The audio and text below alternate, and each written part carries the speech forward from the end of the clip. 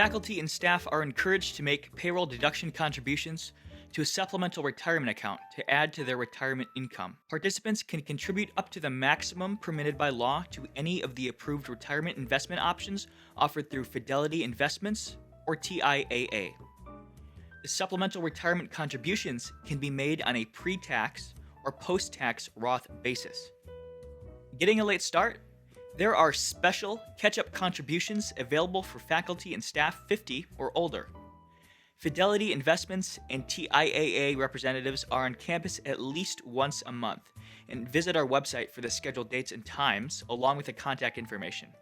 If you are interested in starting or changing your current contribution amount, please complete the Update Retirement Contribution form located within our retirement planning website.